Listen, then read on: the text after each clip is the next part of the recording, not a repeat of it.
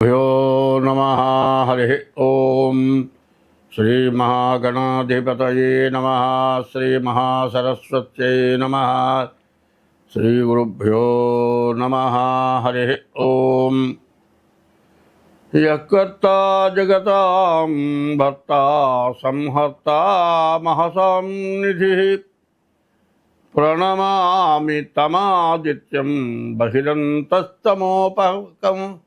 बहिरन्तस्तमोपहं भवत्यस्मिन् नक्षत्रमस्वीदस्रस्तुरङ्गमहत् आद्यस्तुरङ्गस्तुरगश्रोवाजी हयो हविः ఇప్పుడు మనం ప్రత్యేకించి చెప్పుకోవాల్సింది విశ్వావసనామ సంవత్సర యుగాది ఫలితాలు. యుగాది అనగా యుగానికి మొట్టమొదటిది యుగాది. ఈ యుగాది ద్వారానే పంచాంగం వచ్చింది. ఈ యుగాది ఎందుకు చెప్పుకుంటున్నాం, యుగాది ఎందుకు పూజ చేస్తున్నాం, యుగాది ప్రసాదం ఎందుకు తీసుకుంటున్నామో ముందుగా తెలియాలి. మరి ఈ యుగాది రోజున పంచాంగ శ్రవణం ఎందుకు చేయాలనేది ముందుగా తెలుసుకోవాలి. శ్రీకళ్యాణ గుణావహం రిపుహరం.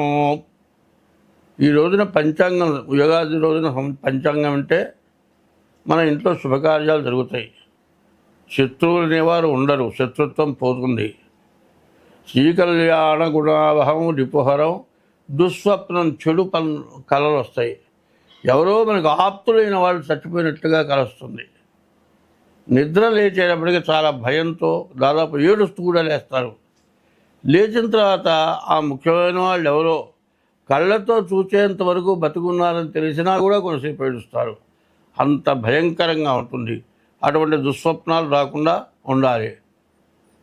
గంగా స్నానం చేసినటువంటి పుణ్య ఫలితం వస్తుంది. గోదానం చేసినటువంటి ఫలితం వస్తుంది. గోదాన తుల్యనృణాం. ఆయుష్ పెరుగుతుంది. ఆయుర్వృద్ధిదముత్తమం, శుభకరం, ఎప్పుడుగా శుభం జరుగుతుంది. ఈ పంచాంగం అంటే ఇన్ని రకాలు ఉన్నాయి. కాబట్టి ఈ శ్లోకంలో చెప్పారు, శ్రీకళ్యాణ గుణావహం రిపుహరం దుస్వప్నదోషాపహం గంగా స్నాన విశేష పుణ్యఫలదం గోదాన తుల్యనృణాం. ఆయుర్వృద్ధిదముత్తమము శుభకరం సంతాన సంపత్ప్రదము నానాశాస్త్ర సుసాధనం సముచితం పంచాంగమాకర్ణ్యతాం. ఈ పంచాంగం వింటే ఇంత మంచి ఫలితం వస్తుంది. ఈ విశ్వావసనామ సంవత్సరం కందాయ ఫలాలు చెప్పుకుందాం. ఆది శూన్యే మహావ్యాధి అంటే సంవత్సరానికి 3 కందాయాలు, అంటే ఒక్కొక్క కందాయం 4 నెలలు, 4 3 12 నెలలు, 3 కందాయాలు వస్తాయి. ఆది శూన్యే మహావ్యాధి. మొదటి కందాయం 0 ఉంటే వ్యాధి, రెండో కందాయం 0 ఉంటే ఆది శూన్యే మహావ్యాధి. మధ్య శూన్యే మనోవ్యధ. మధ్య కందాయంలో 0 ఉంటే మనోవ్యాకులత ఉంటుంది. అంత్య శూన్యే ఫలం స్వల్పం. చివరి కందాయం 0 ఉంటే వచ్చే ఫలితం తక్కువగా ఉంటుంది. త్రిశూన్యే నిష్ఫలం భవేత్. 3 కందాయాల్లో 0 ఉంటే ఏమీ ఉండదు అని అర్థం. కాబట్టి అశ్విని నక్షత్రానికి మరి బేస్ సంఖ్య వచ్చింది. ఈ ఒకటే చెప్తున్నా వినండి. బేసి సంఖ్య విషమే స్వర్ధలాభశ్చాత్. విషమంటే బేసి సంఖ్య వస్తే అర్ధలాభం, సమసంఖ్య వస్తే వచ్చే ఆదాయం ఖర్చు సరిపోతుంది. ఈ విధంగా ఉంటుంది. కాబట్టి వర్షం చెప్పుకుంటూ పోతున్నాను. మొదటి కందాయం 0 వస్తే మధ్య వ్యాధి, రెండవ కందాయం 0 ఉంటే మనోవ్యాకులత, మూడవ కందాయం 0 ఉంటే వచ్చే ఫలితం స్వల్పం. అట్లాగే బేసి సంఖ్య వస్తే అర్ధలాభం, సమసంఖ్య వస్తే వచ్చే ఆదాయం ఖర్చు సమానం.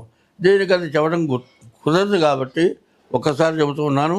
వరుసన చదువుకుంటూ పోతే ఏ సంఖ్య ఎట్లా వచ్చిందో మీరు చూసుకోవడం మంచిది. అశ్విని నక్షత్రానికి మొదటి కందాయం 3, రెండవ కందాయం 0, మూడవ కందాయం 4. భరణి నక్షత్రం మొదటి కందాయం 6, రెండవ కందాయం 1, రెండవ కందాయం 1. మా కృత్తికా నక్షత్రం మొదటి కందాయం 1, రెండవ కందాయం 2, మూడవ కందాయం 3. మేషరాశికి ఆదాయం 2, 14 ఖర్చు. మేషరాశికి రాజపూజ్యం 5, రాజపూజ్యం రాజావమానం 7. 2025 విశ్వావసనామ సంవత్సరంలో మొట్టమొదటిగా మేషరాశి ఫలితాలు చెప్పుకుందాం. ఈ మేషరాశి ఎట్లా ఉంది అంటే, మరి 6 గ్రహాలు మీనంలోకి వచ్చినాయి. షడ్గ్రహ కూటమి అంటారు. దీనివల్ల ఈ మేషరాశికి చాలా కష్టాలు ఎక్కువగా ఉన్నట్లుగా కనబడుతూ ఉన్నాయి. అయితే గురువు, కుజుడు, కేతువు బాగున్నారు. బాగుండటం చేత మిగతా 6 గ్రహాలు మాత్రం బాగాలేరు. ఏంటంటే రవి, బుధుడు, శుక్రుడు, శని, రాహువు, తర్వాత చంద్రుడు. ఈ 6 గ్రహాలు కూడా మార్చి 30వ తారీఖు ఒక చోట చేరినాయి. దానివల్ల ఈ సంవత్సరం మేషరాశి వాళ్ళకి కష్టాలు బాగా ఎక్కువగా ఉంటాయి అని చెప్పాలి. అయితే చదువుకునే పిల్లలకి ద్వితీయంలో గురువు ఉన్నాడు కాబట్టి చివరి పరీక్షల్లో మాత్రం పాస్ కాగలుగుతారు. మరి తర్వాత ఉద్యోగాలకు వెళ్ళేవాడు ఉద్యోగాలకు వెళ్ళగలుగుతారు. ఏదైనా విదేశాలకు వెళ్ళాలనుకునేవాడు కూడా వెళ్ళగలుగుతారు. ఏదైనా ఇల్లు స్థలమో కొనుక్కోవాలనుకునే వాళ్ళకి మంచి అవకాశం ఉంది. కానీ ఏది ఏమైనా ఈ రాశి వాళ్ళు ఏం చేయాలి అంటే, మీ డేట్ ఆఫ్ బర్త్ ద్వారా మీ జాతకాలను చూపించుకోవడం చాలా అవసరం. అయితే ఈ పంచాంగానికి ప్రత్యేకత ఒకటి ఉంది. ప్రతి 5 సంవత్సరాలకు ఒకసారి ఎలక్షన్ జరిగితే పార్లమెంటు మెంబర్లంతా కూడా మరి రాష్ట్రపతి, ప్రధానమంత్రి, మరి ఇట్లా మంత్రులుగా తయారవుతారు. అదేవిధంగా ప్రతి సంవత్సరం కూడా నవనాయకులు అంటారు. నవగ్రహాలే రాజ్య పరిపాలకులు అవుతారు ఈ సంవత్సరంలో. అందులో ఈ రాజ్య పరిపాలనలో ఏమవుతుందంటే, నవనాయకుల్లో 6 పాపులు, 3 శుభులైనారు. 6 పాపులు ఎవరో చూద్దాం. మరి విశ్వావసనామ సంవత్సరంలో రాజు రవి, మంత్రి చంద్రుడు, మరి సైన్యాధిపతి మళ్ళీ సూర్యుడు, సస్యాధిపతి గురువు, ధాన్యాధిపతి కుజుడు, అర్ఘ్యాధిపతి రవి, మేఘాధిపతి రవి, రసాధిపతి శని, నీరసాధిపతి బుధుడు. ఇట్లా 9 ఆధిపత్యాలు వచ్చినాయి. 9 4 రవికి వచ్చినాయి, 3 శుభగ్రహాలకు వచ్చినాయి, 1 శనికి వచ్చింది. అందువల్ల చాలా ఇబ్బందికరంగా, చాలా కష్టతరంగా ఉంటుంది. రాజ్యంలో మరి ఎట్లా ఉంటుందంటే, కేంద్రంలో పరిపాలకుల్లో ఒకళ్ళకొకళ్ళకి పడదు. తర్వాత వీళ్ళు కాకుండా మరి ఉద్యోగస్తులు ఉన్నారు, వీళ్ళకి సహకరించే ఉద్యోగస్తులకి వీళ్ళకి పడదు, మరి ప్రతిపక్షానికి వీళ్ళకి పడదు.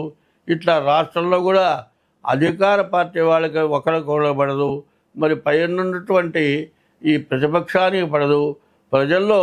ప్రజలకు కావాల్సిన అవసరమైనవి ఈ రాజ్య అధికారులు వీళ్ళకి సరైనటువంటి ఇబ్బందులు తీర్చే పరిస్థితిలో ఉండరు. ఇది కాకుండా పంటలు బాగా పండకపోవటం, అధిక వర్షాలు కురవటం, తర్వాత ఎర్ర పంటలు బాగా పండుతాయి, తెల్ల పంటలు బాగా పండుతాయి, మరి మిగతా పంటలు చాలా తక్కువగా ఉంటాయి, వర్షాలు అధికంగా ఉంటాయి, ధరలు బాగా తగ్గుతాయి. తర్వాత ఇంకోటి ఏమిటంటే, పంటకి పూర్తిగా కోతకి వచ్చేటప్పటికల్లా పురుగులు ఎక్కువ చేరుతాయి. పురుగుల వల్ల సగం పంట పాడైపోతుంది. తర్వాత ఈ వ్యవసాయదారులలో కూడా, సంఘాల్లో కూడా విభేదాలు వచ్చి ఒకళ్ళకొకళ్ళకి పడక ఇట్లా మరి వ్యవసాయం సరిగా చేయలేకపోతారు. మరి వ్యవసాయం చేస్తేనే ప్రజలకు పంట తినటానికి ఆధారం ఉంటుంది. ఇట్లా ఉండటం వల్ల దేశంలో చాలా కష్ట నష్టాలు ఎక్కువగా రావడానికి అవకాశం ఉంది.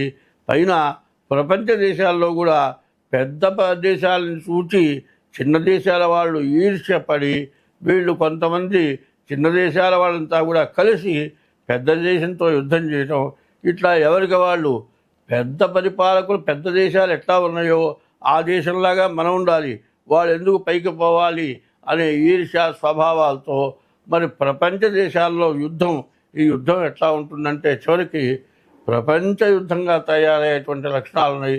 కుటుంబ సభ్యుల్లో భార్యాభర్తలకు, అన్నదమ్ములకు, అప్పచెల్లెలకు, అత్తాకోడలకు, మామ అల్లుళ్ళకి ఇట్లా విరోధాలు ఎక్కువగా వచ్చి కోర్టులకెక్కే పరిస్థితులు ఉన్నాయి. కాబట్టి ఎవరికి వాళ్ళు ఎన్ని సమస్యలున్నా సర్దుకొని చక్కగా ఉండటం చాలా మంచిది.